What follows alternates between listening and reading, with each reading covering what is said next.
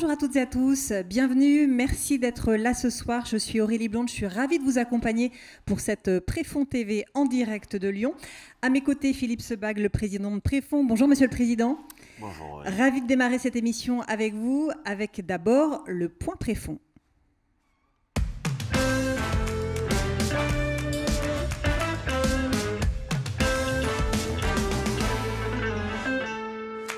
Monsieur le Président, pour commencer peut-être quelques chiffres clés qui concernent Lyon.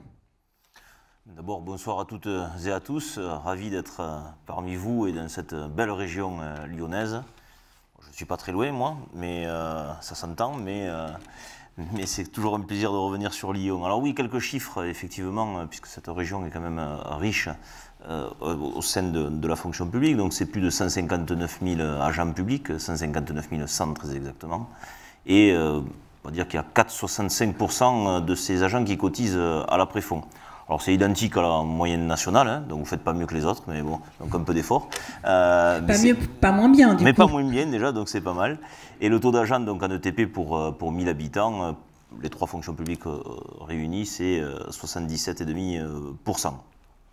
Alors un chiffre plus exact, 7398 cotisants à la Préfond, pour une cotisation annuelle moyenne en classe 6-7, vous connaissez ça, ça représente 1140 € par an, et un âge moyen donc de 52 ans et demi. 59% des cotisants sont des femmes, donc bravo. 4753 allocataires Préfond pour une rente moyenne annuelle de 3238 €, pour un âge moyen de 74 ans. 60,2% des allocataires sont des femmes, et 22,41% ont choisi la réversion au profit du conjoint. Là aussi, vous connaissez la mécanique Préfond. Voilà pour les quelques chiffres clés. Monsieur le Président, nous sommes à mi-mandat de la feuille de route 2020-2024. J'ai envie de vous interroger sur plusieurs sujets chers à Préfond. Et d'abord, son engagement en direction des jeunes. Où en êtes-vous ? Oui, alors j'allais dire, dans la feuille de route de mon mandat, j'ai souhaité également, avec les trois autres organisations syndicales, pousser cette information de Préfond envers les jeunes, parce que je voudrais un peu tordre le cou à certaines rumeurs qui disent que les jeunes ne croient plus à la retraite, qu'ils ne s'en occupent plus, etc. Je pense que la difficulté pour un jeune aujourd'hui, c'est pas tant de ne pas y croire ou de ne pas avoir de perspective, mais c'est surtout d'être très bien informé. Et donc, on souhaite pousser cette information. Alors, on continue cette information au jour le jour. On progresse dans les campagnes et on va encore à nouveau, au mois de septembre, progresser dans nos campagnes d'information auprès de nos correspondants, et puis aussi sur Internet, bien évidemment, et présent également sur les réseaux sociaux, parce que si on veut s'adresser aux jeunes, il faut utiliser les véhicules d'information qu'ils utilisent eux-mêmes. Et puis on a effectivement un certain nombre d'initiatives à travers des podcasts que vous connaissez bien, Aurélie, puisque c'est vous qui les animez, avec des thématiques particulières qui permettent là aussi d'informer nos collègues agents, et puis j'allais dire les impétrants aussi à la fonction publique, pour leur dire ce qu'est Préfond et la nécessité de s'occuper de sa retraite le plus tôt possible. Et ça, on le répète très régulièrement, le plus tôt possible. Et le mieux possible, c'est avec Préfond, bien évidemment. Autre sujet prioritaire pour Préfond, la finance responsable qui va être l'objet de notre grand débat ce soir. Quelles sont les actions, les initiatives mises en place ? Alors là aussi, j'hérite d'un long passé. Ici, il y a quelques anciens administrateurs qui ont tout fait, et puis nous on fait le reste, puisqu'ils ont initié dès le début la volonté de placer l'association Préfond et de pousser donc le consortium d'assureurs vers des investissements qu'on appelle investissements socialement responsables, donc qui respectent un certain nombre de paramètres dans la transition écologique énergétique, dans la gouvernance, dans le social, etc. Et donc il existe un certain nombre d'actions de place sur la place de Paris. Et donc nous y participons très activement, et donc nous participons notamment au forum de l'investissement responsable, et d'ailleurs ça fait la deuxième fois que nous sommes élus au conseil d'administration et que nous animons des groupes de travail, notamment sur l'entreprise en mission, qui a un caractère assez particulier en termes de social. Et puis nous participons également à des actions à la fois nationales et à la fois internationales. Nous avons signé aux côtés de Pascal Canfin un manifeste sur la transition juste qui intègre les critères ESG dans la rémunération d'entreprises. Vous savez que les chefs d'entreprise, on essaie de les pousser à la fois sur leur performance sociale, mais aussi sur leur performance climatique. Et donc, on veut asseoir leur rémunération sur ces critères-là. Nous avons adhéré aussi récemment à une organisation voulue par le gouvernement, qui est Finance for Tomorrow. Donc nous y adhérons, nous avons pris notre place dans cette association. Nous avons rencontré aussi un grand nombre de parlementaires, notamment le député Alexandre Holroyd, pour pouvoir discuter de l'utilisation de la data, de l'information aussi, pour pouvoir analyser les portefeuilles, pour savoir si c'est bien ISR ou pas. Et on a rencontré aussi récemment un sénateur pour pouvoir parler des investissements dont vous avez malheureusement entendu parler au sein des maisons de retraite. Et nous avons porté en collaboration avec une coalition d'investisseurs d'origine syndicale. On a amené ça aux parlementaires pour leur dire voilà, c'est Préfonds qui est la courroie de transmission, et on a pu être entendu là-dessus. Alors bien évidemment, nous sommes sur les labels, sur toute la réglementation européenne, et qui fait qu'on pousse finalement nos assureurs, on les pousse à travers des indices, des indicateurs qui sont partagés, dont nous définissons le champ, et on est évidemment très pushy là-dessus parce que voilà, c'est plus facile pour un investisseur d'investir dans des compartiments qui sont sans risque, mais sans obligation et sans envergure. Et nous, évidemment, on les pousse dans cette stratégie d'investissement socialement responsable. Et on travaille, je vous le dis, dans tous les nouveaux indicateurs que sont aujourd'hui les investissements à impact, la biodiversité, avec de la norme européenne, etc. Donc voilà. Donc en fait, pour être clair et pour résumer, on a souhaité dans cette feuille de route que Préfonds soit un acteur principal dans le périmètre de tous les acteurs, de tous les investisseurs institutionnels. Et même si Préfonds est une retraite supplémentaire volontaire, eh bien, j'ai souhaité qu'on la place au même niveau que les retraites complémentaires obligatoires de la fonction publique. Et je crois qu'avec tous mes camarades au sein du bureau du conseil d'administration, nous y arrivons parfaitement. Alors, avant de passer à la question suivante, Philippe, on a aperçu un petit dessin, le premier de Gilles Calvet. Peut-être qu'on peut le regarder. Je crois que Philippe, vous ne l'avez pas vu. Je crains le pire. Non, à destination des jeunes, regardez. Les jeunes font confiance à la Préfonds. Voilà le premier dessin. Et on reviendra vers vous, Gilles. Faites-nous signe dès que vous avez avancé. Monsieur le Président, dans votre feuille de route, vous aviez aussi pris l'engagement de maintenir l'attractivité de vos offres avec deux maîtres mots, rendement et sécurité. Cela reste, ça aussi, un sujet de préoccupation majeure? Oui, alors d'abord, un événement important, c'est que le gouvernement a voulu favoriser les plans d'épargne retraite, donc les PER, ce que nous n'étions pas.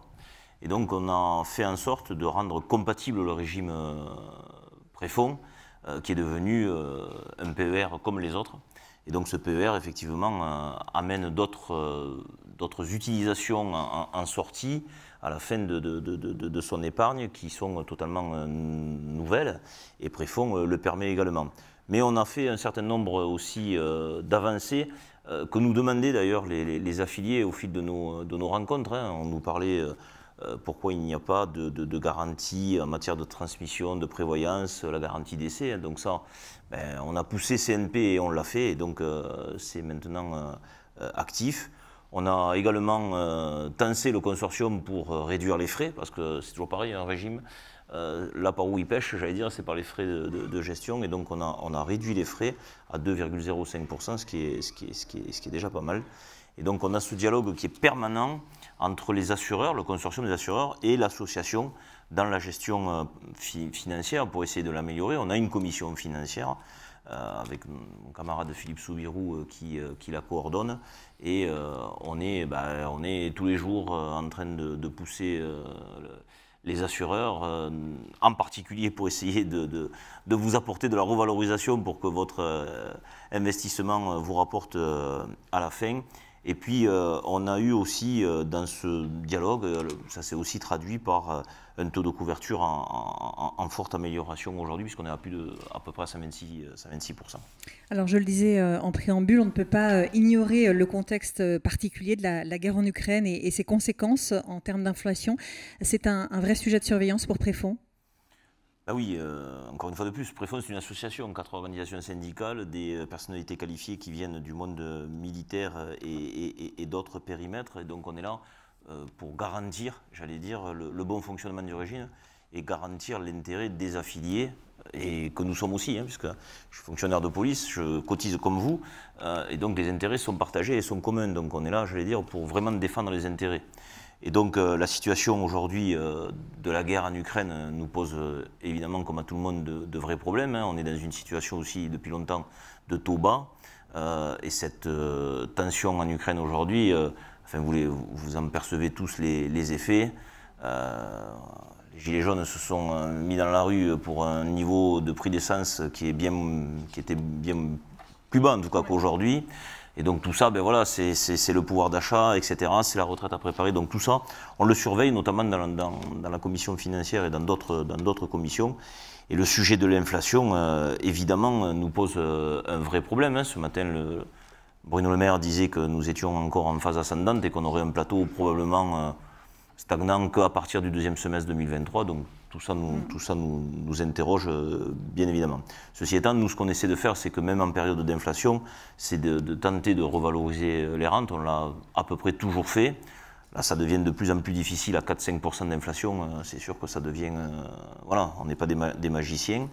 Néanmoins, on a des réponses à apporter, encore une fois de plus, dans le dialogue qu'on peut avoir avec nos assureurs par rapport à la façon dont eux-mêmes investissent les cotisations.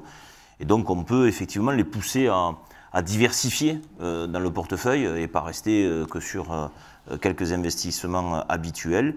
Et on a des placements, bon, certes qu'il faut rester toujours protecteur parce que Préfond, c'est aussi la garantie d'une rente et de ne pas perdre à la sortie. Donc il faut avoir des investissements qui sont protecteurs. Mais il faut aussi avoir des investissements qui permettent aussi d'amener du rendement.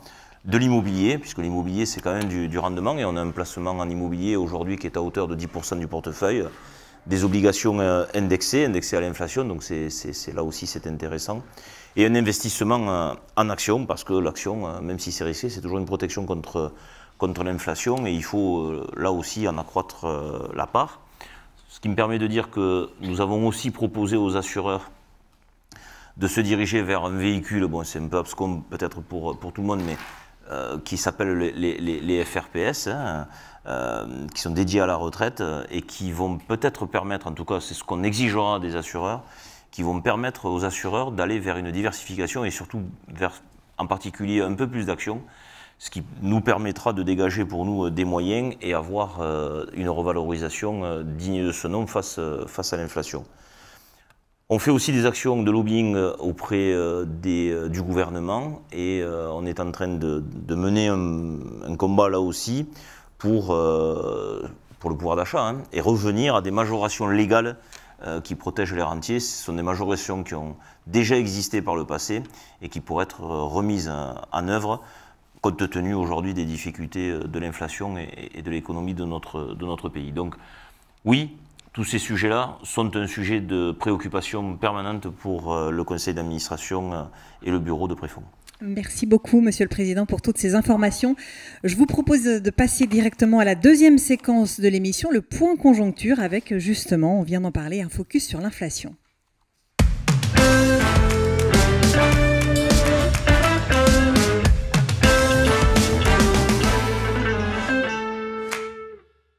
Débat en plateau d'ici quelques minutes. Je vous propose d'écouter Denis Ferrand, docteur en économie et directeur général de Rexecode. On l'écoute tout de suite. L'inflation peut se lire comme une vague à 3 étages, et qui sont en fait autant d'étages qui vont donner de la dimension immédiate et de la dimension plus structurelle. Et donc ce qui est important pour comprendre où va se conduire l'inflation, où va-t-elle aller, il faut bien pouvoir distinguer ces 3 dimensions qui la façonnent.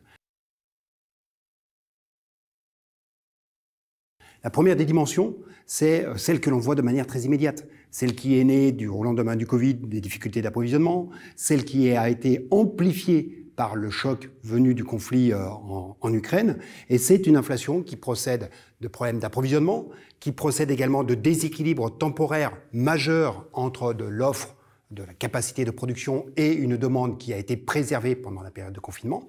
Et c'est donc une inflation qui est appelée petit à petit à s'atténuer. Les problèmes d'approvisionnement vont se résoudre, l'offre et la demande en biens notamment vont progressivement reconverger et progressivement celle-ci, cette inflation, disparaîtra. Celle qui procède notamment des chocs de prix de matières premières.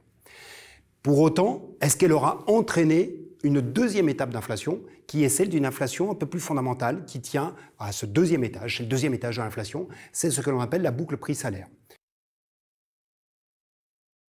C'est-à-dire que face au choc de prix, les hausses de salaire s'enclenchent, vous avez une augmentation des demandes, une augmentation dans les négociations collectives qui s'installent, qui va occasionner ensuite, par réaction, une hausse des prix. Les signaux que l'on a jusqu'à présent sont que cette boucle prix-salaire est clairement amorcée aux États-Unis. Elle est très nette désormais. En revanche, dans le cas de la zone euro et de la France en particulier, cette boucle est encore en train de se dessiner. Elle n'est pas véritablement amorcée, même si on en voit quand même plusieurs signaux. Alors, qu'est-ce qui va se passer sur les négociations dans les entreprises ? Eh bien, on voit quand même que progressivement s'installent des demandes de plus en plus fortes auxquelles les entreprises n'ont pas tellement d'autre choix que de répondre au travers d'augmentation de salaire. Pourquoi ? Parce qu'on est dans un contexte de très forte tension sur les recrutements. C'est aussi une des conséquences de ce que l'on a connu pendant le Covid. Ce profond déséquilibre que l'on a eu sur l'offre et sur la demande de biens, elle a eu aussi pour correspondance un profond déséquilibre sur le marché du travail entre de l'offre et de la demande de travail. Donc il y a plutôt une mécanique qui est en train de s'enclencher. La question est de savoir où est-ce qu'elle va nous mener au final. Et donc c'est là que l'on passe sur la troisième vague, ou plutôt la lame de fond de l'inflation, à savoir est-ce qu'on est passé dans un moment où il y aura de l'inflation de manière structurelle. Et c'est vrai qu'il y a beaucoup d'éléments qui laissent à penser que désormais, on aura devant nous un petit peu plus d'inflation. Le premier élément, c'est bien entendu la transition énergétique. Parce que faire de la transition énergétique, c'est aller sur des modes de produire que l'on n'avait pas pris spontanément. Pourquoi ? Parce qu'ils étaient a priori moins efficaces. Moins efficaces en économie, ça veut dire plus cher. Et donc, on est en train de basculer sur des modes de production qui sont plus chers, qui vont occasionner un déplacement de l'ensemble de la structure de coûts vers le haut. Ajoutons à cela des phénomènes comme un peu de retrait dans la mondialisation. Et la mondialisation a été le vecteur de baisse des prix pour les consommateurs. Donc si on a un peu de retrait, si on a des mouvements de relocalisation, ce seront des mouvements qui seront plus inflationnistes. Donc en fait, on voit bien qu'on a eu dans un premier temps ce choc de prix très immédiat sur les matières premières, qui progressivement se déplace vers les salaires et qui trouve aussi des fondamentaux, on va dire, plus structurels. Où est-ce que cela nous met l'inflation ? Probablement plus sur le régime de 1% que l'on a eu pendant les années 2010, qui était probablement un régime encore marqué par des mécaniques déflationnistes. Et désormais, on sera probablement plus souvent au-dessus de 2%, sans aller durablement à des rythmes de progression de 5%. Si vous voulez, pour nous, à Rexecode, ce que l'on imagine, c'est une inflation aux environs de 3-4%, parce que les conditions de la production sont en train de se changer. Alors, qu'est-ce que cela veut dire pour les taux ? Eh bien, les taux suivront, mais peut-être pas jusqu'à se porter à 5-6%. Non, les taux longs pourront peut-être monter jusqu'à 2,5-3% dans le cas des OAT françaises, mais fondamentalement, l'inflation, si on l'anticipe à 3%, alors on ne voit pas tellement de raisons pour lesquelles les taux longs, en tout cas, iraient beaucoup plus loin. Les taux courts pourront peut-être monter un petit peu plus, un peu d'inversion de la courbe des taux courts peut-être temporairement un peu plus élevés que les taux longs, mais des taux longs qui resteraient dans les environs de 3%, nous semble être aujourd'hui l'hypothèse la plus raisonnable sur une trajectoire de moyen terme. À notre grand débat consacré à la finance, l'épargne responsable.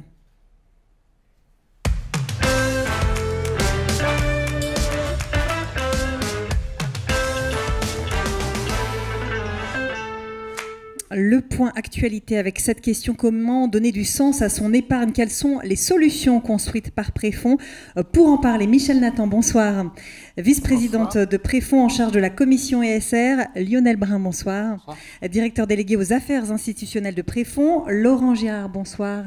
associé d'Ipple Consulting, et Christian Carrega. Bonsoir Christian, directeur général de Préfonds. Avant de démarrer, juste un mot à destination des internautes pour notre nuage de mots que l'on découvrira tout à l'heure. Je vous invite à répondre par SMS à cette question en un mot. Que vous inspire une épargne responsable? Un seul mot, soyez nombreux à participer. Je vous rappelle le numéro à faire, 06 44 63 07 22, 06 44 63 07 22. On découvrira vos réponses tout à l'heure. Et pour introduire ce débat sur la finance responsable, je vous propose d'abord de regarder une très courte vidéo. Arthur a souscrit à une assurance vie chez Préfonds, car il n'y a pas d'âge pour bien placer son argent. Le contrat Préfonds Vie Responsable allie impact social et environnemental et recherche de performance. Le contrat Préfonds Vie Responsable, labellisé ISR, vous permettra de faire fructifier votre investissement tout en investissant dans des projets bénéfiques à la société et à l'environnement. Ainsi, vous pourrez concilier rendement tout en donnant du sens à votre épargne. Chez Préfonds, nous vous accompagnons afin que tout le monde soit gagnant. Voilà, concilier rendement en donnant du sens à son épargne. Voilà qui pose les enjeux de ce débat. Michel Nathan, l'engagement de l'association Préfonds en matière de finances responsables, il date de maintenant une dizaine d'années? Tout à fait. C'est en 2011 que l'Assemblée générale de Préfonds a adopté une charte d'engagement ISR qui a vocation à s'appliquer à tous les placements réalisés pour le compte de nos affiliés. Nous avons donc pour ce faire mis à jour l'objet de l'association en ajoutant dans nos statuts l'exigence de veiller au respect des valeurs de solidarité, de progrès social et d'égalité dans la gestion des fonds collectés par les régimes que Préfonds crée, notamment par le choix d'investissements socialement responsables. Et alors, pour donner une expression concrète à ces principes, depuis 10 ans, nous nous occupons de dialoguer avec les assureurs du régime pour pouvoir améliorer les performances sociales et environnementales du portefeuille. Nous avons créé, on vient de le voir avec la vidéo, un produit d'assurance vie avec un niveau d'exigence ISR élevé, puisque c'est 100%. Donc plus élevé, on peut difficilement faire. Et nous avons structuré des espaces d'échange avec les affiliés sur ces sujets et sur cette démarche. C'est ce que nous faisons ici, nous l'avons déjà fait par le passé et aujourd'hui encore, nous sommes sur ce sujet. Alors pour réaliser ces engagements ISR, l'association que nous sommes, nous administrateurs, donne des consignes à la filiale de courtage, qui est Préfonds Distribution. Et toute offre créée ou tout produit doit respecter nos principes pour l'investissement socialement responsable. Lionel Brun, l'épargne responsable, c'est la grande question à chaque fois. Peut-elle concilier rendement et sécurité? Oui, pour répondre rapidement, oui, c'est le cas. L'idée d'un placement responsable, c'est de pouvoir concilier à la fois un rendement financier et un rendement extra-financier, c'est-à-dire des effets sur la société et l'environnement. Et ce qu'on voit quand on prend en fait l'ensemble des études qui existent sur cette question, savoir est-ce qu'un placement responsable a le même rendement qu'un placement qui ne l'est pas, on voit dans les méta-études qu'on a bien un même niveau de rendement, voire dans certains cas ce qui s'appelle un biais défensif, c'est-à-dire que les placements qui intègrent des critères sociaux et environnementaux résistent mieux en cas de crise que les autres. Contrairement à l'idée qu'on en a parfois. Oui. Christian Carrega, on a entendu Michel Nathan sur les grands principes de l'association. De quelle manière la filiale Préfonds Distribution répond-elle à ces grands principes et quels sont les produits phares mis en place? Alors, chaque fois qu'on est en situation de créer un nouveau produit, on va faire attention à ce que cette charte ISR soit respectée. Le produit le plus connu, c'est le PER Préfonds Retraite. Donc, Préfonds Retraite, le régime historique créé en 68, 18 milliards d'encours, un régime parfaitement sécurisé qui est devenu PER depuis le 1er décembre 2019 et auquel on peut montrer que la gestion financière qui en est faite, elle respecte en fait ces éléments de durabilité. Et puis plus récemment, 2018-19, la création d'un produit d'assurance vie qui s'appelle Préfonds Vie Responsable, qui lui aussi a vocation, lorsqu'il a été créé, à être 100% ISR, c'est-à-dire que toutes les unités de compte qui composent ce produit d'assurance vie sont passées à différents cribles, différentes analyses pour pouvoir justifier cette promesse-là. On considère chez Préfonds que l'ISR, c'est avant tout des éléments de sécurité, Lionel l'expliquait, c'est de la rentabilité, de la sécurité, et puis, encore une fois, donner du sens à son épargne, sécurité et voisine de rendement. Michel Nathan et Lionel Brun, je m'adresse à tous les deux. Dans le cadre du régime Préfonds retraite, comment la performance en matière d'ISR est-elle mesurée? Je ne sais pas qui veut commencer. Michel, peut-être?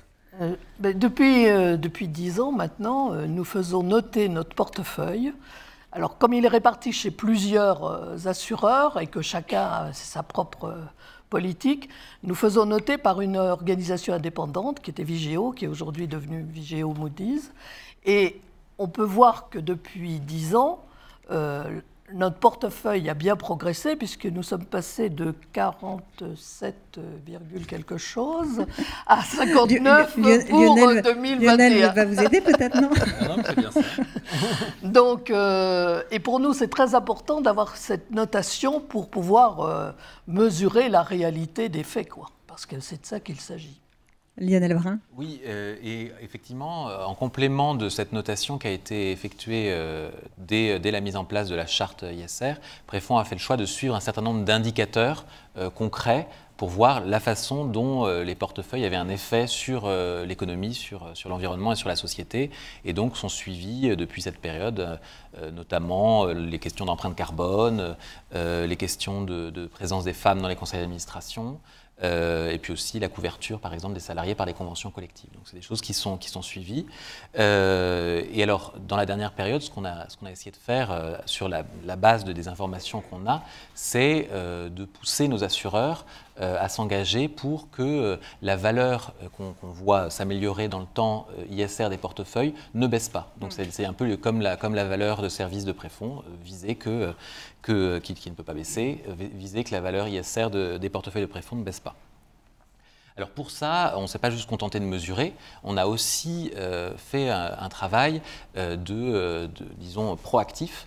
Alors, notamment en 2017, l'association a édicté des principes de vote pour les assemblées générales d'actionnaires, donc qui sont transmis aux assureurs. Et depuis quelques années, enfin depuis l'année dernière, nous transmettons aux assureurs des priorités annuelles pour que ça donne lieu à des recommandations de vote. Et donc, notamment, les priorités qu'on a données, c'est une création de valeur partagée, notamment pour les versements de dividendes, la place des femmes dans les entreprises, l'égale reconnaissance entre les hommes et les femmes dans l'entreprise, les questions de lutte contre la corruption, et puis le débat sur les changements climatiques. Et donc tout cela permet de viser que les assureurs mettent en place la politique de vote de Préfonds, où s'explique si jamais il y a des différences d'appréciation sur certains votes. Mais c'est une façon concrète d'avoir un effet sur les entreprises aussi. Alors venons-en à la nouvelle offre en matière d'assurance vie lancée par Préfonds en 2018, le contrat Préfonds Vie Responsable. Christian Carrega, en quelques mots, de quoi s'agit-il ? L'assurance vie, c'est le produit bien connu des Français. C'est un produit qui permet de mettre de l'argent de côté pour financer des projets et l'étude des enfants lorsqu'on est des enfants jeunes. Ça permet de financer par exemple le coût d'une scolarité dans une école de commerce ou des choses comme ça. Ça permet également de mettre de l'argent de côté en vue d'un projet. Ça permet également de transmettre un patrimoine, donc un produit type couteau suisse qui permet de répondre à plusieurs sujets, plusieurs projets. Et donc c'est la nouveauté effectivement de ce contrat lancé par Préfonds en 2019. Laurent Gérard, DeepL est un cabinet qui accompagne les distributeurs de produits financiers. Vous qui êtes un expert de la finance responsable, de quelle manière accompagnez-vous Préfonds dans ce domaine ? Alors, donc le contrat a été lancé il y a à peu près un peu plus de 3 ans. À la lumière en fait de ce qui est fait sur la partie retraite classique, depuis plus de 10 ans, il y a des engagements forts qui ont été rappelés. L'ambition de Préfonds, c'était de s'assurer que ces engagements dans le cadre de l'investissement retraite étaient également portés et audités dans le cadre de ce nouveau contrat d'assurance vie. Donc nous, on est donc chez DeepL, on est spécialistes des lancements d'offres et de l'animation de ces offres, et en particulier sur la dimension ISR, parce que c'est un élément qui est de plus en plus demandé à la fois par le grand public, mais à la fois par les distributeurs. Donc nous, en fait, on intervient principalement sur 3 éléments. Déjà, on fait une veille à peu près permanente de l'évolution de ce secteur, parce que la spécificité de l'ISR, c'est que la réglementation évolue rapidement, l'offre de produits évolue très rapidement, la demande des investisseurs, des épargnants évolue aussi rapidement. Donc l'idée, c'est déjà de comprendre tout ce qui est en train de se passer. La deuxième chose, c'est qu'on met en place une revue très régulière de l'intégralité de l'univers d'investissement. L'univers d'investissement, c'est l'ensemble des fonds qui sont accessibles dans ce contrat. Donc on passe un certain nombre de filtres avec les labels, la réglementation européenne, et puis ensuite on va regarder très concrètement à l'intérieur de chacun des fonds comment le gérant du dit fonds va respecter l'engagement ISR qui met en avant. Et puis enfin, je pense que le dernier élément, et qui est peut-être le plus important, c'est qu'on travaille aussi avec l'équipe Préfonds, avec Lionel, pour essayer de se challenger sur la meilleure façon de prendre en compte et de valoriser l'engagement ISR de ces investissements. Et ça, c'est très important, puisque, comme j'ai dit tout à l'heure, tout ça évolue beaucoup. Donc cette méthodologie, ces critères qu'on se pose, je pense que c'est une des originalités de Préfonds, c'est qu'en permanence, ils sont remis en cause et challengés. Donc il y a vraiment une question de veille permanente très régulière. Exactement, oui. Alors on a aperçu un petit dessin de Gilles Calvet. J'ai à peine eu le temps de le regarder, Gilles. Pardon, mais j'étais concentrée. Voilà. Actif vert ancien, actif vert futur. C'est parfait. Merci Gilles. Laurent Gérard, quelle est votre vision du contrat Préfonds? Est-ce qu'il tient ses promesses selon vous? Alors, je pense que le dessin était très bien choisi parce qu'on voit bien ça nous fait une petite transition toute trouvée. À chaque fois, ça reste vert, mais les modalités changent. Je pense que... Alors, déjà, le début de la réponse, c'est que la réponse est oui. Il faut savoir que l'originalité de Préfonds sur l'ISR, dans le cadre du contrat Préfonds Vie Responsable, c'est qu'il y a un choix volontaire d'avoir un univers assez restreint et très contraint avec ces éléments ISR. C'est-à-dire que, contrairement à la plupart des contrats qui vont définir à l'intérieur de l'univers une zone de support qui respecte les principes de l'ISR, sur Préfonds Vie Responsable, là, comme vous l'avez rappelé tout à l'heure sur la partie retraite, c'est 100%. C'est-à-dire que la commande, en fait, ce qu'on s'impose, c'est de dire que tous les fonds qui se trouvent dans le contrat respectent les principes qu'on définit ensemble. Donc ça, c'est une véritable originalité. Il y a, à ma connaissance, pas beaucoup d'autres contrats. Ça doit se compter sur les doigts d'une main. Les contrats qui se mettent cette contrainte de 100% des fonds sont audités et alignés avec les principes ISR. Si je peux vous interrompre, la presse le reconnaît puisque le magazine Le Particulier a décerné à Préfonds pour la 2e année consécutive le prix du meilleur contrat d'assurance vie si on veut investir responsable. Pardon. Non, mais tout à fait. Et peut-être un autre élément qui est important aussi, c'est le caractère ouvert de l'architecture de l'univers Préfonds. C'est-à-dire que quand on travaille ensemble pour sélectionner différents fonds, on a une liberté totale pour aller chercher le fonds qui est, dans chaque catégorie d'actifs, le fonds qui est à la fois qui combine le meilleur rendement, mais également le meilleur engagement ISR. Et ça, c'est encore une fois, c'est une originalité, puisque il y a beaucoup d'autres contrats qui vont avoir des contraintes, soit des assureurs, soit des maisons mères en allant privilégier certains fonds. Et donc, on se limite, alors que là, dans le contrat, on est vraiment, Préfonds Vie Responsable, on est vraiment complètement ouvert. Donc ça, c'est aussi un axe de différenciation. Et peut-être le dernier point, c'est que sur le contrat Préfonds Vie Responsable, Préfonds travaille avec Suravenir, qui est un assureur qui a fait le choix, justement, c'est devenu une entreprise à mission. Et donc, cette entreprise à mission a pour impact que l'assureur lui-même va déjà préorienter un certain nombre de choix dans sa façon d'investir et les fonds qui vont être référencés. Donc en fait, en termes si vous voulez être véritablement sûr que vos fonds respectent les principes de l'ISR, il faut voir que dans le contrat Préfonds Vie Responsable, il y a une barrière à 2 niveaux. Il y a déjà l'assureur qui met des filtres, et nous, une fois que ces filtres sont passés, on va remettre des nouveaux filtres encore plus précis. Christian Garriga, peut-on revenir sur les points forts de l'offre Préfonds, à la fois en matière de retraite et en matière d'assurance vie?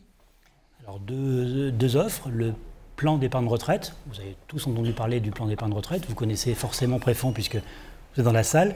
Préfonds est devenu un plan d'épargne retraite depuis décembre 2019, tout en conservant finalement ce qui était le savoir-faire, la caractéristique majeure du régime Préfonds, c'est cette parfaite sécurité. Aujourd'hui, le seul régime de retraite facultatif qui peut dire, pour chaque euro versé, je connais avec certitude le montant de la rente à 60 ans, c'est Préfonds. parce que c'est une mécanique en point assez ancienne, solide. Donc cet élément de sécurité qui a fait la caractéristique majeure de Préfonds se combine avec les nouveaux avantages du PER, le fait de pouvoir sortir en rente ou en capital. Lorsque je prendrai ma retraite, eh bien, je choisirai de la rente, du capital, un peu des deux, avec cette grande liberté. Deuxième grande particularité que le président a annoncée en début d'émission, c'est le fait que la garantie d'essai qui est nouvelle permet de garantir que, à tout moment, en cas de pépin, en cas de décès, mon ou mes héritiers pourront bénéficier du capital accumulé dans le cadre de ce PER. Et encore une fois, dans ces éléments de sécurité, je suis certain que chaque année, le capital va augmenter. C'est inscrit dans le Code des assurances, c'est inscrit dans les textes de loi. Et puis la deuxième offre, qui est une offre plus classique, alors Préfonds a été précurseur puisque finalement le PER fait suite au PERP, et le PERP c'est la copie de Préfonds. Hein. En 1995, je crois, Jacques Chirac, candidat à la présidentielle, disait on va faire la Préfonds pour tout le monde. Et donc c'est comme ça qu'est né le PERP, qui était la copie en fait du régime Préfonds. Donc cet élément ancien et l'élément plus nouveau, qui est ce contrat d'assurance vie que Laurent a expliqué pourquoi il était ISR, c'est de l'assurance vie classique. Enfin classique pas tout à fait, il n'y a pas de frais d'entrée sur les versements. Il y a une accessibilité sur une offre de gestion sous mandat. Vous savez, la gestion sous mandat, c'est souvent quelque chose qui est réservé à des gros patrimoines et qui permet de faire confiance à des gestionnaires qui vont gérer pour vous finalement les fonds et vous permettre de bénéficier des bonnes opportunités. Et bien chez Préfonds, on offre une gestion sous mandat à partir de 1 000 €, ce qui fait, avec les frais extrêmement bas, un élément extrêmement différenciant.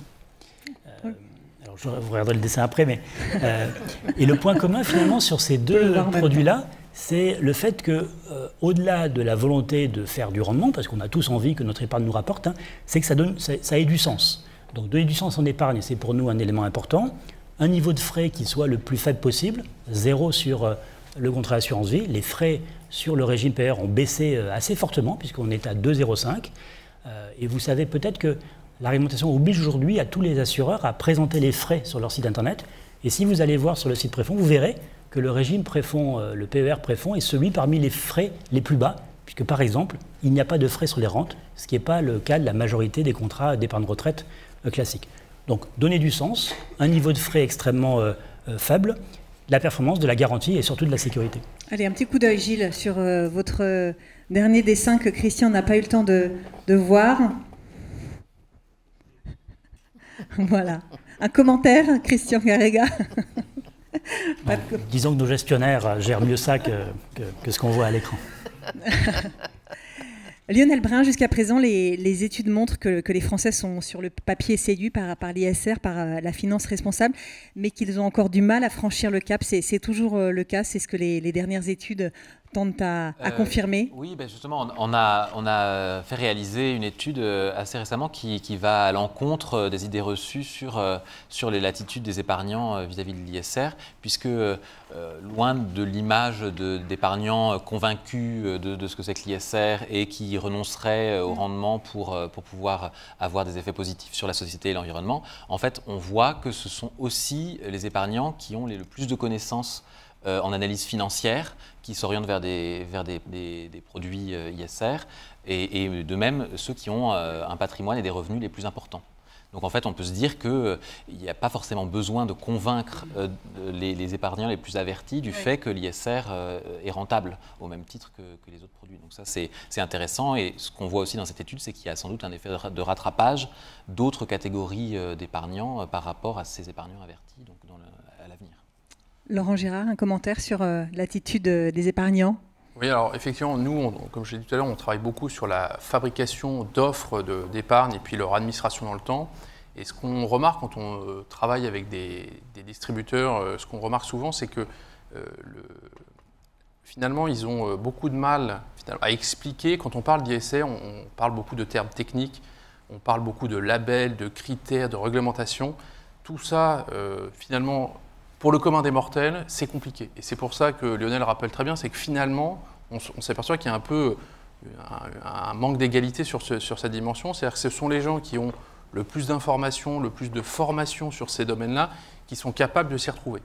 Donc c'est pour ça que je pense que la démarche de Préfond sur Préfond Vie Responsable est intéressante parce que une partie du travail est faite par le distributeur. C'est-à-dire que Préfond a fait le travail, on le fait ensemble, de délaguer et de vraiment proposer une offre entre guillemets sans risque au sens quoi que je fasse, je vais être sur un fonds qui va respecter un certain nombre de principes qu'on a définis sur l'ISR. Donc ça, c'est essentiel. L'autre élément, c'est qu'il y a aussi un besoin de pédagogie. Et c'est pour ça que dans la méthodologie qu'on a mis en place là, pour sélectionner ces fonds, on s'est attaché à bien sûr reposer sur des normes on va dire établies, sur la réglementation, etc. Mais en plus de ça, on s'est aussi attaché à aller chercher des critères, on va dire, assez simples, comme le taux d'émission de carbone, la représentativité dans les conseils d'administration, etc., l'écart de salaire. Donc on va regarder ces éléments-là, puisque c'est des éléments qui sont assez simples à comprendre pour tout le monde. On n'est pas sur des notations hyper compliquées qui agrègent tout, on est sur des éléments assez factuels. Voilà, donc on essaie de travailler à la fois sur le fond, avoir des fonds qui sont responsables, mais qui sont aussi, dont on peut facilement expliquer la raison.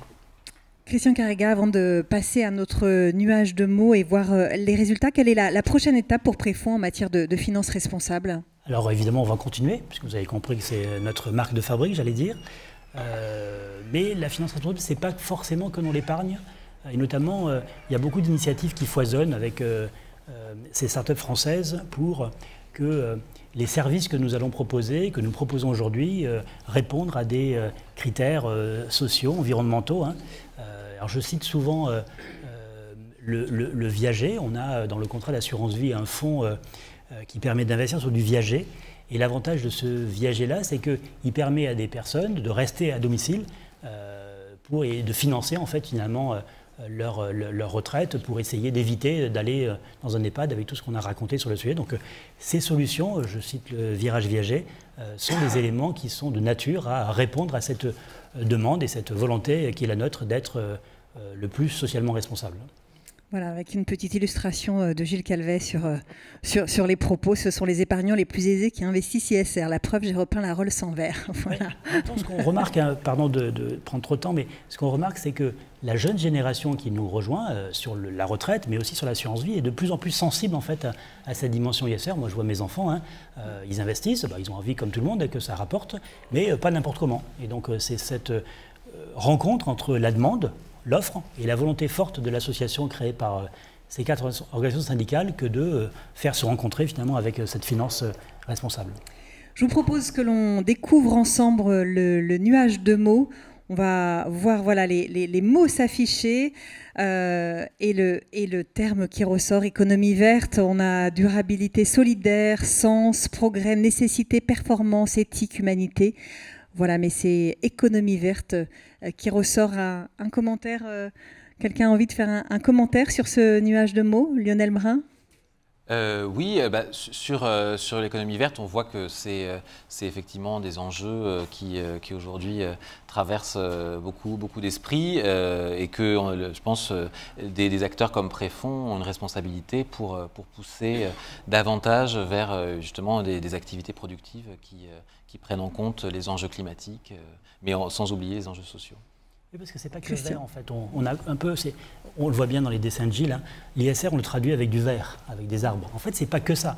ISR, c'est pas planter des arbres. C'est pas que ça en tout cas. C'est de participer à la réindustrialisation de l'économie. C'est participer à beaucoup d'initiatives, y compris sociales. Le président le citait sur le fait que les critères de rémunération des dirigeants doivent intégrer la dimension environnementale, mais pas que, la dimension sociétale. Et donc voilà, l'ISR, c'est pas que les petits oiseaux et puis c'est pas du solidaire, c'est pas le même sujet encore. Merci. Oui, Michel. L'économie verte, je pense que c'est un mot un peu valise aujourd'hui, quoi. Mais effectivement, c'est beaucoup plus large que la couleur verte, si je puis dire. Et surtout, je note le deuxième mot, c'est solidarité. C'est y compris l'adaptation de notre société au climat et avec une justice sociale, avec une solidarité, une justice sociale, c'est essentiel. Parce que si on ne fait pas ça, on est tous morts. Merci beaucoup, merci à tous les 4 pour cet échange. Je vous propose que l'on passe maintenant aux questions et j'invite le président Philippe Sebag à nous rejoindre.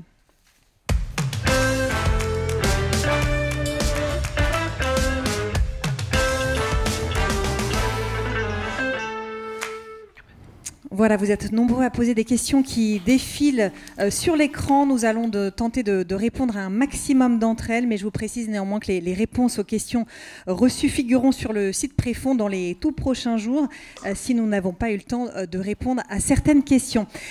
Première question parmi celles qui défilent. Que change le fait que Préfond Retraite soit devenu un PER? Et je vous pose une deuxième en même temps, Philippe Sebag. Quels sont les avantages et les inconvénients de la loi Pacte? J'en fais deux en une. Oui, effectivement, elles sont liées. Alors, je vais pas paraphraser le directeur général, mais quand même, je vais lui faire plaisir. Il a une formule qui nous va bien à tous. Hein. Il dit finalement, c'est le PER, tout ce changement, c'est le meilleur des deux mondes. Donc, je crois que ça veut tout dire. Effectivement, on a la sécurité historique hein, du produit Préfond, et puis on a maintenant les nouvelles options de la loi Pacte. Alors, c'est là où ça rejoint la deuxième question, puisque la modification essentielle de la loi Pacte, c'est que le produit historique de Préfond était un produit de sortie en rente, c'est-à-dire que vous touchiez une rente jusqu'à la fin de votre vie. Et là, la loi Pacte permet maintenant de sortir, au moment de la cessation d'activité, en capital. Et donc ça, c'est ce qui a été introduit par la loi Pacte. Donc ça fait effectivement pour nous une nouvelle dynamique avec des possibilités aujourd'hui d'accompagnement de nos affiliés au moment de la sortie, soit en rente, comme c'était par le passé, et ça pose pas de problème, on sait très bien faire, soit maintenant un nouveau métier aussi d'accompagnement où on pourra éventuellement proposer aux affiliés qui veulent sortir l'argent en capital, soit d'en disposer, soit éventuellement de le réinvestir, et notamment dans l'assurance vie, pour avoir un projet, comme on l'a dit tout à l'heure, qui soit un peu plus immédiat pour ses enfants ou pour une option patrimoniale. Alors, une autre question. Est-il plus avantageux de cotiser à une complémentaire retraite ou plutôt d'épargner sur un compte épargne? Christian? Alors, c'est toujours pareil. En matière d'épargne, il n'y a pas de vérité vraie, il n'y a pas de solution miracle. Ça dépend effectivement de la situation de chacun. C'est deux offres, deux produits qui correspondent à des besoins différents. Comme son nom l'indique, le plan d'épargne retraite, c'est une solution pour épargner en vue de la retraite. Lorsqu'on veut épargner en se disant j'aurais besoin d'un peu d'argent, mais je ne sais pas tout à fait quand et je ne sais pas tout à fait pourquoi faire, l'assurance vie est une bonne solution qui permet, encore une fois, de mettre de l'argent de côté et en se disant demain, je pourrais en bénéficier quand je veux. La nouveauté sur le PER étant qu'aujourd'hui, je peux sortir, y compris pour racheter ma résidence principale. C'est une nouveauté du PER et ça peut avoir un intérêt en fait de remplacer finalement des jeunes qui rentrent sur ces... qui mettaient jusqu'à présent de l'argent sur un plan d'épargne logement. Aujourd'hui, on sait que ça n'a plus beaucoup d'intérêt. On peut tout à fait envisager de mettre sur un plan d'épargne retraite. Et puis le jour où la résidence principale se présentera, ça constitue une partie de l'apport pour financer la résidence principale, sachant qu'en matière de retraite, le premier conseil à donner, c'est se mettre en situation d'acquérir sa résidence principale pour éviter de payer un loyer. Alors une question pour Laurent Girard peut-être. Comment l'ESR et des critères ESG sont-ils pris en compte dans les supports finaux des fonds gérés pour le rendement de la préfond? Alors, moi, je vais vous répondre sur la partie du contrat d'assurance vie. Donc, nous, en fait, il faut se rendre compte qu'aujourd'hui, il y a à peu près entre 5 et 6 000 supports fonds d'investissement qui peuvent être inclus dans les contrats d'assurance vie en France. Donc, ça fait un assez gros paquet. Nous, ce qu'on fait, c'est qu'on va appliquer un certain nombre de filtres. On va enlever déjà tous ceux qui ne sont pas, on va dire, ne respectent pas les exigences ISR au regard de la réglementation européenne, donc le règlement SFDR. Il y a une catégorisation assez précise. On va enlever un certain nombre de fonds. Ensuite, on va regarder les labels. On en a parlé. Il y a pas mal de labels. Il y a 3 labels en France. Il y a des labels européens. Donc, on va concaténer un petit peu les informations de tous les labels français et européens. Et pareil, on va exclure tous les fonds qui ne répondent pas à ces contraintes-là. Et ensuite, donc là, on arrive déjà sur un substrat qui est, on va dire, très validé d'un point de vue ISR. Et là, on va regarder, là, ce coup-ci, dans le détail de chaque fonds, on va regarder comment le gérant, quelle est sa politique ISR et comment, surtout, comment il va s'engager, comment les vérifier. Puisqu'aujourd'hui, et c'est ça la grosse difficulté de l'ISR, c'est qu'on ne fait souvent pas la différence entre les déclarations d'intention, nous allons privilégier les règles ISR, et qu'est-ce qu'on fait en réalité.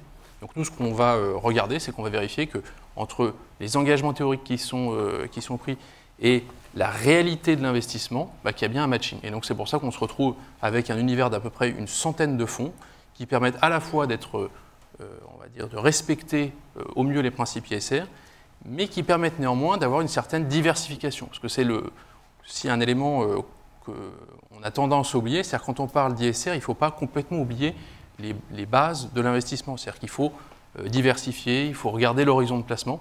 Et donc il faut arriver à combiner les deux. C'est ça l'exercice difficile auquel on s'attelle à chaque fois qu'on revoit l'univers de Préfonds. Allez, on va prendre une autre question. Pardon. Quels impacts sur Préfonds Retraite pourrait avoir la réforme des retraites, Philippe Sebag? J'ai envie de dire par provocation que des bons impacts. Parce qu'une réforme des retraites, malheureusement, et pour cause, elle est toujours très anxiogène pour le public. Et donc, il y a des phénomènes de refuge allant vers Préfonds. Mais pour répondre plus clairement à la question, il n'y a aucun impact puisqu'on n'est pas touché par la réforme des retraites. On est dans le 3e pilier des retraites supplémentaires volontaires.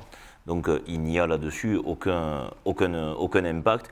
Je veux même dire pour moi qui suis fonctionnaire de police catégorie très active, où j'ai une retraite qui sonne à 57 ans, le produit Préfonds me permet de sortir en rente dès l'âge de 57 ans, ce qui n'est pas le cas de notre produit d'épargne retraite.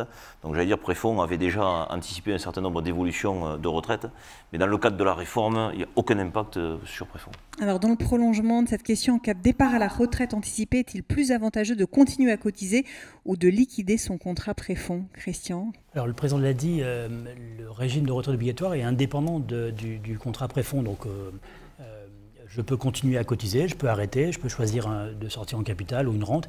Il n'y a pas de lien entre les règles qui régissent la retraite obligatoire et de liens qui régissent la retraite facultative comme celle de Préfonds. Je sors quand je veux finalement, dès lors que dans le cas du PER, j'ai l'âge légal de départ à la retraite. Alors encore une question liée. J'ai un peu de mal à comprendre quel montant supplémentaire mensuel je toucherai de la part de Préfonds lorsque je prendrai ma retraite. À 62 ans, je n'aurai pas toutes mes annuités, donc je pense continuer à travailler si je peux jusqu'à 65, 66 ou 67 ans. Monsieur le Président. Oui, mais là, c'est ce que vient de dire le directeur général, pardon de ce ping-pong, mais étant donné qu'on n'est pas assujetti au régime général, vous faites ce que vous voulez. C'est à vous d'évaluer votre taux de remplacement et votre capacité financière au moment où vous cessez votre activité. Et Préfonds vous permet effectivement soit de partir avec une rente immédiatement, soit avec la rente qui correspond à vos cotisations, soit de prendre le capital, soit de continuer à cotiser pour accroître ces rentes ou ce capital éventuel. Donc avec Préfonds, comme on est dans le pilier de la retraite supplémentaire volontaire, ça veut bien dire ce que ça veut dire, on peut faire ce que l'on souhaite. L'avantage, alors pour le coup, on l'a sur le site internet, monespace.préfonds.fr, on sait à tout moment le montant de la rente. Puisque à tout moment, on affiche le nombre de points, et donc multiplié par la valeur de service de points, on connaît le montant de la rente. Comme à tout moment, on connaît le montant de la sortie en capital. Donc c'était assez simple. Voilà, Gilles Calvet tente de diversifier. Une question que l'on a évoquée au cours du débat, sur laquelle on peut revenir, Laurent Gérard. Comment combiner sens et rendement durablement? Alors ça, c'est effectivement la grande question, puisque comme l'a rappelé encore une fois Lionel, finalement, on s'aperçoit que les épargnants aujourd'hui, même s'ils vont chercher du sens, avant tout, et à un moment, il faut quand même que l'épargne, ça sert à préparer sa retraite, ça sert à gérer l'épargne, gérer les études de ses enfants. Donc voilà, il faut quand même qu'il y ait du rendement. Donc là-dessus, en fait, la réponse elle est assez simple. Donc sur la partie ISR, j'y reviens pas, on en a parlé. On va sélectionner les fonds qui respectent au mieux les critères ISR. Donc c'est des fonds qui vont soit ne pas, entre guillemets, abîmer l'environnement, aller à l'encontre des principes sociaux, etc. Ou d'autres fonds qui, au contraire, sont ce qu'on appelle les fonds à impact, qui vont contribuer positivement à ces différentes thématiques. Maintenant, comment on arrive à concilier ça avec le rendement? Déjà, on s'aperçoit qu'il y a une dimension. Là, on parlait des fonds qui vont agir positivement sur l'environnement, mais il y a aussi des gérants et puis des entrepreneurs, des dirigeants d'entreprise qui vont prendre en compte l'évolution à venir, les évolutions climatiques, les évolutions sociales, et qui vont adapter la stratégie de leur entreprise en fonction de ces évolutions. Donc, là, on n'est plus dans « je vais protéger l'environnement ou améliorer les relations sociales dans la société », on est plutôt dans « je vais organiser ma société pour qu'elle ait un meilleur rendement, elle fonctionne mieux dans cette évolution ». Donc là, on s'aperçoit que si on choisit des fonds qui investissent dans des entreprises qui cumulent les deux visions, je protège et d'un autre côté, j'anticipe, et bien en fait, on a un petit peu, je vais optimiser mon rendement futur et je vais protéger je vais respecter les principes de l'ISR. Oui. Si je peux me permettre de rajouter une chose en dehors de la mécanique financière qui vient d'être très bien expliquée, j'allais dire d'affilié à affilié, la question qui peut se poser, elle est simple, c'est est-ce que lorsque j'investis ou est-ce que quand Préfonds investit dans des fonds ISR, est-ce que le rendement est aussi bon ou pas aussi bon, etc. Là aujourd'hui, toutes les études, Lionel l'a dit, mais c'est la réalité dans tous les investissements, je siège dans d'autres caisses de retraite, aujourd'hui, plus personne ne saurait faire un investissement s'il n'est pas ISR, parce qu'il y a deux types de rendement. Il y a le rendement financier, c'est-à-dire ce que ça rapporte et ce que vous gagnez, mais il y a aussi un rendement extra-financier. Ce rendement extra-financier, aujourd'hui, plus personne ne souhaitera investir dans une action pétrolière, par exemple, avec toutes les controverses que ça pourrait avoir, ou une centrale à charbon avec toutes les controverses que ça pourrait avoir.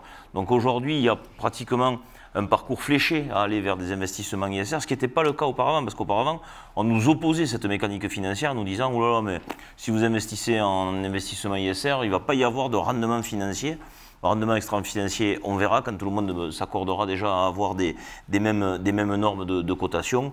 Aujourd'hui, les choses se sont un peu normalisées sur ce terrain-là, donc on arrive vraiment à flécher des investissements qui répondent à ces critères ESG, mais en plus, on a un rendement financier. Donc, il faut bien comprendre qu'aujourd'hui, dans un rendement, on ne peut plus s'extraire d'un double rendement qui est un rendement financier et un rendement extra-financier. Plus personne ne pourra s'en extraire aujourd'hui, en tout cas pas avant un bon moment. Alors on va prendre une dernière question pour les questions auxquelles nous n'aurions pas eu le temps de répondre parce qu'il y en a beaucoup. Je vous le répète, les réponses aux questions reçues figureront sur le site dans les tout prochains jours. Christian Carrega, une dernière question. Quelles sont les stratégies de Préfonds face à l'augmentation de l'espérance de vie qui allonge la durée des retraites? Alors ça permet de répondre également à une question qui est passée sur la sécurité en fait. C'est vrai que quand on gère un régime de retraite, alors peut-être pour rappeler, ce n'est pas l'association qui gère le régime de retraite. C'était une des questions qui passait à l'écran. En fait, l'association, elle a souscrit un contrat d'assurance auprès d'un assureur, qui est un assureur public aujourd'hui, qui est CNP Assurance. C'est lui qui porte le risque. C'est lui qui porte les garanties. L'association, elle est là pour, et c'est important, pour vérifier que les choses soient bien faites, pour surveiller, pour challenger et pour faire en sorte que les choses soient faites correctement. Mais elle ne gère pas les fonds. Et CNP, dans cette partie-là, est réassuré par 3 assureurs parmi les meilleurs européens, AXA, Groupama et Allianz. Et donc c'est ce consortium d'assureurs qui gère en fait ces fonds-là, ce qui fait que ce qui est un élément important dans la sécurité. Alors, quand on gère un régime de retraite, il y a un point important, c'est la rentabilité bien sûr, mais aussi la capacité à revaloriser et à servir des rentes jusqu'à la fin de sa vie. Et donc, dans un régime en points comme Préfonds, dès que vous avez versé 100 €, eh ben, vous savez le montant de la rente à 60 ans. On a acheté des points, on a acheté l'état de mortalité, donc il y a une garantie certaine que je vous garantis que la rente que vous avez, elle ne baissera pas et elle vous sera servie jusqu'à la fin de vos jours. Même si, ce que je souhaite à tout le monde, on vit comme jeune calmant et plus vieux encore. Cette garantie-là est majeure, c'est ce qui fait un des points forts du régime Préfonds retraite. Alors évidemment, quand on sort en capital, c'est pas la même chose. Je sors avec mon capital et donc ma capacité qui est la mienne à gérer ce capital-là sur la durée pour avoir des revenus réguliers. C'est pour ça que même si on pense que c'est une très bonne chose qu'on ait le choix, le PER de ce point de vue-là est une vraie avancée, nous on pense quand même qu'à la retraite, le vrai sujet c'est d'avoir des revenus réguliers. Et je rajoute des revenus réguliers sans risque en fait. Je ne peux pas me permettre de jouer ma retraite en bourse. La bourse, ça a du sens quand j'ai de l'épargne à côté, sur de l'assurance vie, je vais prendre un peu de risque et puis j'ai le temps. Mais quand je veux toucher ma rente à 62 ans, si je sors au moment où les marchés se sont effondrés, ce qui est arrivé par le passé, vous voyez bien que ce n'est pas une bonne solution. Donc, dans le cadre du régime Préfonds, la garantie forte, c'est que pour chaque euro versé, je connais avec certitude le montant de la rente à 60 ans et je sais que cette rente ne baissera pas. Et donc, c'est sur cette mécanique-là que les assureurs bâtissent en fait le rendement et les éléments de rentabilité pour s'assurer que l'espérance de vie sera on pourra servir des rentes jusqu'à la fin de ses jours. Merci beaucoup Christian, merci à tous les trois, Monsieur le Président, Laurent Gérard, merci d'avoir répondu à ces questions. Merci à tous d'avoir suivi cette Préfonds TV depuis Lyon. Vous pourrez retrouver rapidement cette émission en replay et toutes les informations utiles sur le site www.prefonds.asso.fr. Je vous dis à très bientôt pour une prochaine Préfonds TV. Très bonne soirée. Merci.